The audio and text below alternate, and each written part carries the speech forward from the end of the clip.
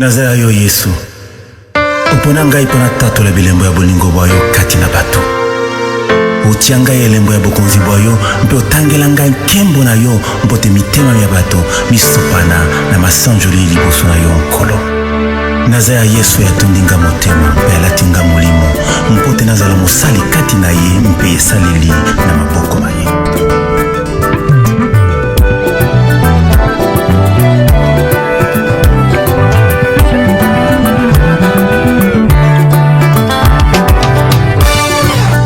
Atondinga motema alatinga molimo nzoto mpe mayele.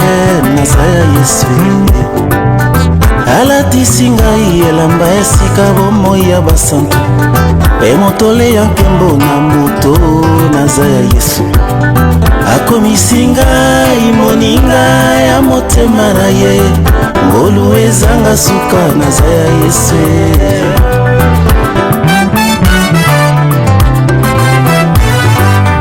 apesinga nyonso oyo ezali ya ye mpo ete ngai nabika bombo ya Nzambe. Abakoli ngai mafuta ekongengisa molimo mwanga mpote nguya ya Nzambe etambwisanga. Akomisi kombo na ngai na buku ya bomoi na ye mpo nazala seko ya Yesu. Nazaya Yesu na botama na molimo mosantu na nzoto teo. Nazaya Yesu bomoi nange koma nango libonza ya Nzambe tata. Nazaya Yesu na bombama na makila motuya ya mwana Nzambe.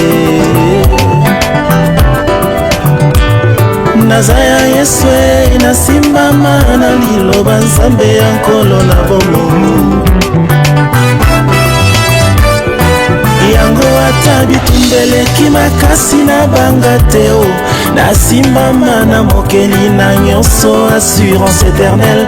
Nazananga moleki mais pour l'instant nazana wana se abenginga mwinda nasala nini naza kopela Yesu. Yango ata liboso ya kufa na banga nini nasimbama na makomi elobi Yesu alonga ndeliwa. Nazananga moleki mais pour l'instant naza nano na bomoi abenginga mungwa nasala nini naza kopesa gu na mokili. Kolo oyo apesinga ntina Nazaya ye nakoma propriété privée ya Nzambe mokeli ya nyonso. Bomoi nanga basimba te bameki basimbi Nzambe.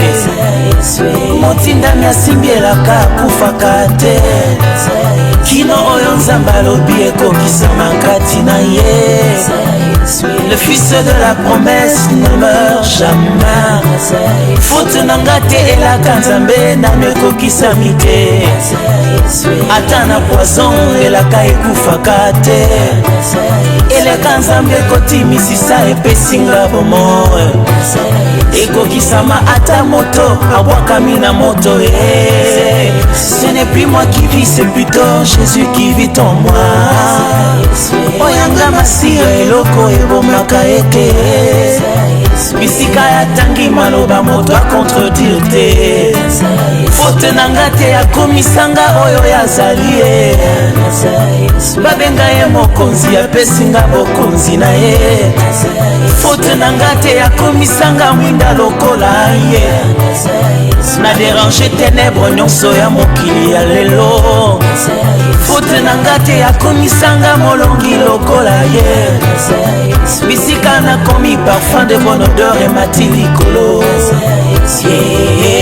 Nazaya Yesu Nazaya Yesu Nazaya Yesu atia bilembo na ye pai na ngai mpo ete nazala elembo ya bonkumu. Nzambe akokisaka yambo ete aloba boya kendeke elengo na bai ya tinda. Nazaya Yesu, quel est le message Nazaya Yesu? Mais je crois que le message est assez clair. Je dis Nazaya Yesu parce que je peux tomber aujourd'hui entre les mains de mes ennemis. Il m'en sortira tant que je serai pur devant lui, tant que je serai son enfant. Je ne pense pas que la mission que Dieu nous a donnée s'arrêtera un jour parce que quelqu'un a juré de nous tuer. Mais il peut arriver à Pau qu'on arrête de vivre un jour. Mais l'œuvre de Gaël continuera. Parce que il y a des tenants de cette œuvre qui sont restés encore vivants. Ils ont encore l'avenir devant eux. C'est la raison pour laquelle, personnellement, en tant qu'individu, je n'ai pas voulu incarner ce travail. Je n'ai pas voulu porter sur mon dos le fardeau tout seul de ce travail. Je n'ai pas voulu mûrir en moi-même la mission de cette mission, au point où le jour où je ne suis pas là, tout s'arrête. Malheureusement, il y a des gens qui partent dans la tombe avec leur ministère, des gens qui s'éteignent avec leur vision. Je ne crois pas appartenir à cette génération et je lutte tous les jours pour que même après moi, même un jour où le Seigneur me dira, toi, désormais tu feras tel autre travail, mais à côté de moi, qu'il y ait cette génération de personnes qui ont compris le travail et qui ont saisi la mission et qui continuent. C'est la raison pour laquelle j'ai exprimé Nazar Yesu pour témoigner de ce que le Seigneur a fait pour moi pendant que j'étais malade. Tu n'es pas venu me voir à l'hôpital à Pau. Ça, c'est en passant. C'était pour dire que, franchement, je me repose en lui. Aujourd'hui, je dis, le Seigneur me dit, tu es lumière. C'est pas moi qui l'ai dit, c'est pas les chrétiens qui l'ont déclaré.